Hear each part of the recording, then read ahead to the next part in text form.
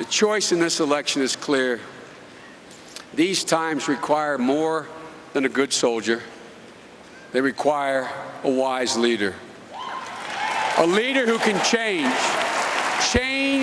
the change that everybody knows we need. Barack Obama is going to deliver that change, because I want to tell you, Barack Obama will reform our tax code. He will cut taxes for 95% of the American people who draw a paycheck.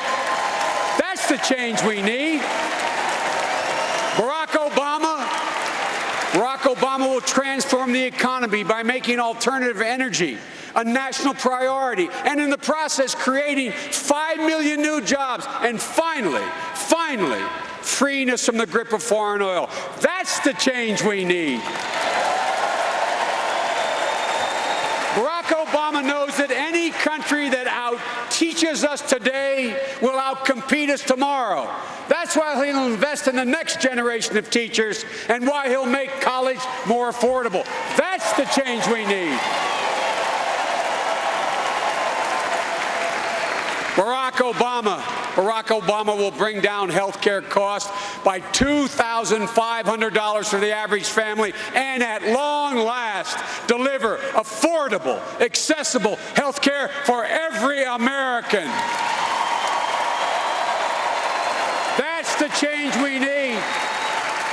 Barack will put more cops on the street, put security back in Social Security, and he'll never, ever, ever give up until we achieve equal pay for women.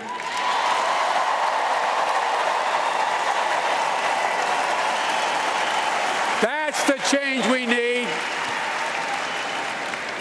And as we gather here tonight, our country is less secure and more isolated than it has been any time in recent history. The Bush foreign policy has dug us into a very deep hole with very few friends to help us climb out. And for the last 7 years, the administration has failed to face the biggest forces shaping this century.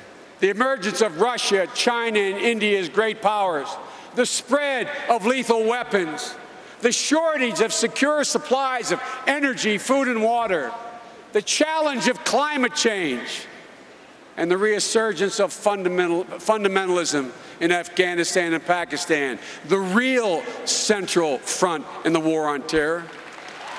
Ladies and gentlemen, recent years and in recent days, we've once again seen the consequences of the neglect, with Russia challenging the very freedom of a new democratic country of Georgia. Barack and I will end that neglect. We will hold Russia accountable for its actions, and we will help the people of Georgia rebuild. I've been on the ground in Georgia, Iraq, Pakistan, Afghanistan, and I can tell you in no uncertain terms, this administration's policy has been an abysmal failure. America cannot afford 4 more years of this failure. And now, despite being complicit in this catastrophic foreign policy, John McCain says Barack Obama is not ready to protect our national security. Now let me ask you this. Whose judgment do you trust? Should you trust the judgment of John McCain when he said only 3 years ago, Afghanistan, we don't read about it anymore in the papers because it succeeded? Or should you believe Barack Obama, who said a year ago, we need to send 2 more combat battalions to Afghanistan? The fact of the matter is, Al-Qaeda and the Taliban, the people who actually attacked us on 9/11, they've regrouped in the mountains between Afghanistan and Pakistan, and they are plotting new attacks.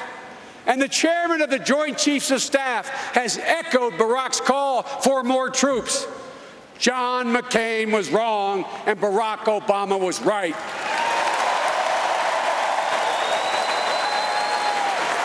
Should we trust John McCain's judgment when he rejected talking with Iran and then asked what is there to talk about? Or Barack Obama, who said we must talk and make clear to Iran that it must change? Now After 7 years of denial, even the Bush administration recognizes that we should talk to Iran because that's the best way to ensure our security. Again and again, John McCain has been wrong and Barack Obama is right. Should we trust John McCain's judgment when he says we can't have no timelines to draw down our troops from Iraq, that we must stay indefinitely? Or should we listen to Barack Obama, who says shift the responsibility to the Iraqis and set a time to bring our combat troops home? Now, after 6 long years, the administration and the Iraqi government are on the verge of setting a date to bring our troops home. John McCain was wrong and Barack Obama was right. Again and again, on the most important national security issues of our time, John McCain was wrong and Barack Obama has been proven right. Folks, remember when the world used to trust us, when they looked to us for leadership? With Barack Obama as our president, they'll look at us again, they'll trust us again, and we'll be able to lead again. Folks, Jill and I are truly honored to join Michelle and Barack on this journey. When I look at their young children, when I look at my grandchildren, I know why I'm here. I'm here for their future. I'm here for everyone I grew up with in Scranton and Wilmington.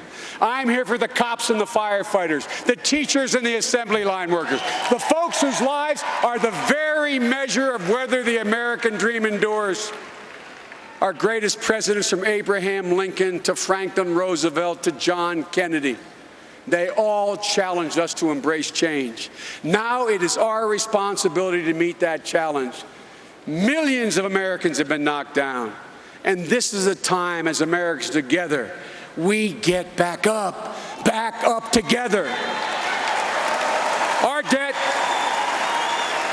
debt to our parents and our grandparents is too great. Our obligation to our children is too sacred. These are extraordinary times. This is an extraordinary election. The American people are ready. I am ready. Barack is ready. This is his time. This is our time. This is America's time. God bless America, and may God protect our troops. Thank you very much. Thank you.